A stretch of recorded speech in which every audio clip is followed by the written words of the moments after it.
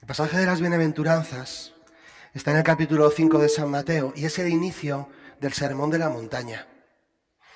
Es muy importante, son 3 capítulos enteros, el que se dedica San Mateo a ese gran sermón que además introduce con las palabras que hemos escuchado, que parecen como obvias, pero que tienen su importancia. Viendo que había mucha gente, subió al monte, se sentó, se acercaron los discípulos, abriendo la boca, les enseñaba. Parecería absurdo decir eso, pues ya claro que enseña abriendo la boca, no va a enseñar con la boca cerrada. Claro que se va a sentar, no se va a quedar de pie, pero la manera de expresarlo es claramente, está haciendo como una introducción para que caigamos en la cuenta de que lo que va a pasar es muy grande. Subió al monte y cuando a un hebreo le dices, a un judío le dices que alguien sube al monte, es clarísimo, está enseguida se está acordando de Moisés. Se sienta como un catedrático, como un maestro. Y si Moisés dio la antigua ley, pues Jesucristo en el monte va a pronunciar la nueva ley. Abre la boca de manera solemne, se acercan los suyos y se pone a enseñarles. Y lo que vendrá después es muy importante, es lo más importante. Porque el Sermón de la Montaña es la gran lección que nos da Jesucristo sobre en qué consiste ser hijo de Dios.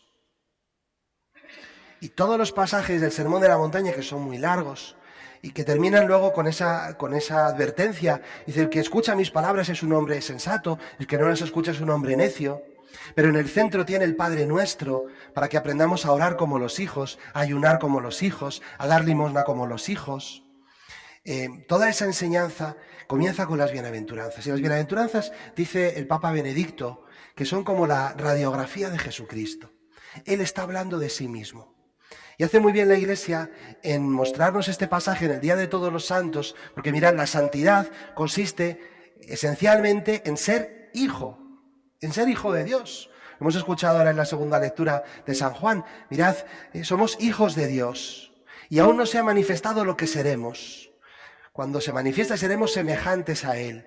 Entonces algunos autores, San Ireneo por ejemplo, hablaba de cómo cuando Dios nos hizo a su imagen y su semejanza, es decir, lo que quería decir es que hay una transformación inicial, la imagen de Dios, pero luego hay un proceso de asemejación, asemejanza con Dios, de ir pareciéndonos, de ir identificándonos cada vez más a Él. Y entonces San Juan dice, somos hijos de Dios, todavía no se ha manifestado lo que seremos. Pero ese parecerse a Cristo, hacerse hijos con el Hijo, dejar que el Hijo nos transforme, esa es la santidad. Se utiliza la palabra, por ejemplo, San Pablo, injertar, ¿no? Porque como un tallo, ¿verdad?, que es cortado de una planta, se introduce en el tallo principal de otra y la savia va entrando y va transformando el fruto y la flor de la planta original. Nosotros hemos sido arrancados, se dice en el bautismo, de las tinieblas e introducidos en Jesucristo, introducidos en el reino de la luz. De tal manera que la vida de Cristo, que la savia de Cristo, que el Espíritu de Cristo dentro de nosotros nos vaya transformando y nos vaya haciendo semejante a Él. ¿Y cómo es Él? Las bienaventuranzas son su radiografía. Dichosos los pobres en el espíritu. ¿Quién es el pobre del espíritu que renunció a todas sus riquezas por hacerse uno como nosotros? Desde la eternidad hasta el establo en Belén.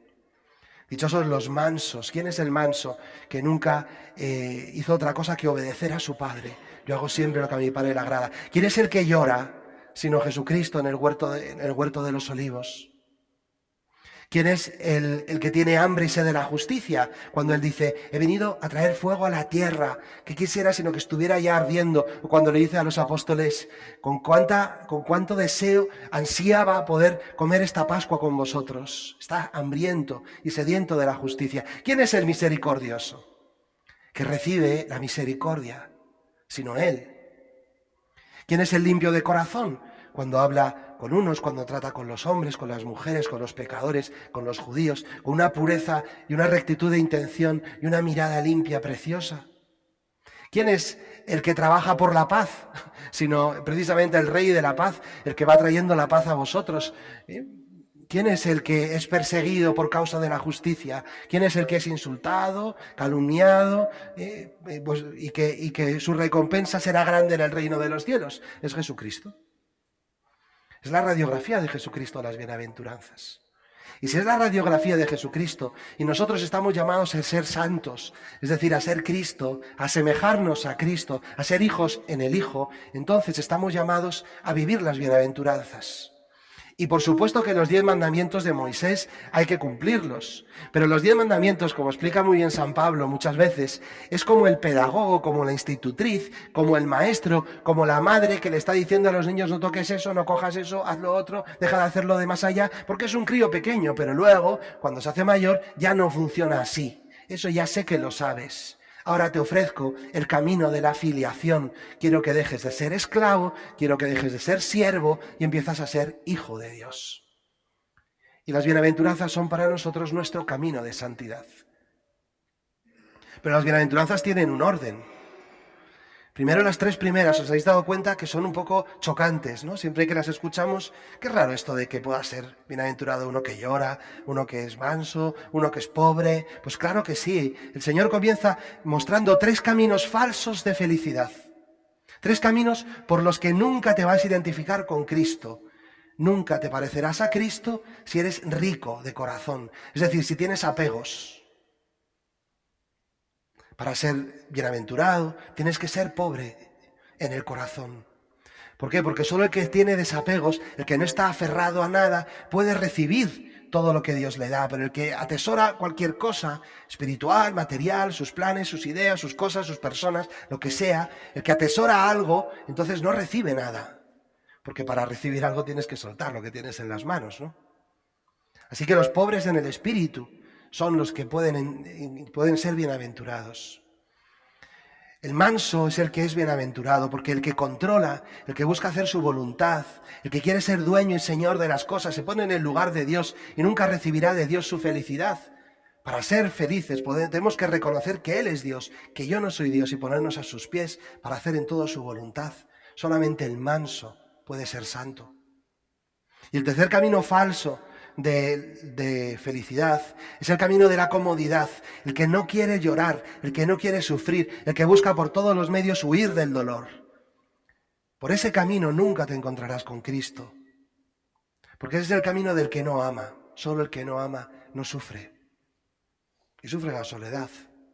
Pero el que ama necesariamente se encuentra con el dolor de la traición, con el dolor de la pérdida, con el dolor del rechazo, y al final te encuentras con Cristo en la cruz. Por eso las bienaventuranzas comienzan con esas 3. Caminos falsos. No será bienaventurado el que quiera tener cosas, no será bienaventurado el que busque su comodidad, no será bienaventurado el que busque controlar, hacer su voluntad, ¿no? O el que busque su comodidad. Entonces, ¿en qué consiste la bienaventuranza? Pues mira, en algo que se tiene que desear, con hambre y con sed. Porque cuando me lo creo y digo, vale, me quito todo, me desprendo de todo, voy a obedecer en todo y además no me importa sufrir. Dice, bueno, Señor, pero entonces dame algo, ¿no? ¿Qué me vas a dar? Y uno empieza a tener el deseo cada vez más, cada vez mayor de Cristo. Hambre y sed de la justicia, Él es el justo. Por eso la santidad es algo que se recibe en la medida de mi deseo. Muchas veces pedimos y no recibimos, y dice San Pablo, porque pedimos mal. Pero no porque no pidamos lo que nos conviene, que a veces también, sino sobre todo porque pedimos con un deseo demasiado pequeño. Y el deseo es el continente en el cual Dios vuelca sus tesoros. El deseo de mi corazón tiene que ser mayor. Es como a los niños, ¿verdad? Cuando les decimos, no comas chuches, que luego no vas a tener hambre y no te vas a tomar lo que te quiero dar. Necesito que tengas hambre para lo que te estoy dando. Necesito que crezcas en tu deseo para lo que te tengo que dar. ¿Y qué es lo que nos da el Señor? Y entonces viene la quinta bienaventuranza, que es el centro, que es la gran revelación. ¿Qué nos da el Señor? Su misericordia. La felicidad de un cristiano es la misericordia de Dios que entra en su corazón, un corazón sediento. Esa es su felicidad. Y es la felicidad de Cristo y es la felicidad de todos los santos. El amor inmerecido de Dios, miser cordis, corazón que se compadece de la miseria del hombre. El Señor que nos mira, se compadece y se vuelca con nosotros. Y ese volcarse con nosotros es nuestra felicidad. Los misericordiosos que alcanzan misericordia. Aquel que no ha endurecido su corazón, que recibe en su corazón sediento de hambre y de sed de justicia, porque no tiene riquezas, porque no tiene poder, porque no está a gusto, recibe la misericordia de Dios que te vuelca, que te llena, que te satisface, que te da plenitud, que te alegra. Pero es una misericordia que no se queda solo en lo superficial, sino que va entrando hasta limpiar nuestro corazón. Los limpios de corazón verán a Dios. Su amor nos transforma, nos sana, nos purifica por dentro. Purifica nuestros corazones. Se cumple la promesa de los profetas. Arrancaré de vuestro pecho el corazón de piedra y os daré un corazón de carne. Limpia nuestro corazón. Y luego una misericordia que habiendo limpiado nuestro corazón no podemos guardar para nosotros mismos, sino que tenemos que dar a los demás, los que trabajan por la paz. Serán llamados hijos de Dios, porque es lo que hace Jesucristo, el Hijo de Dios, trabajar por la paz. Y por eso cuando uno recibe, pues entonces se lo damos a los demás y termina la misa en la que si tenemos hambre recibimos a Jesucristo y el sacerdote termina diciendo, podéis, ¿cómo es? Podéis ir en paz, es decir, marchad con la paz que tenéis del Señor para construir, para trabajar por la paz en tu familia, en tus amigos, en tu trabajo, en tu patria, en tu mundo.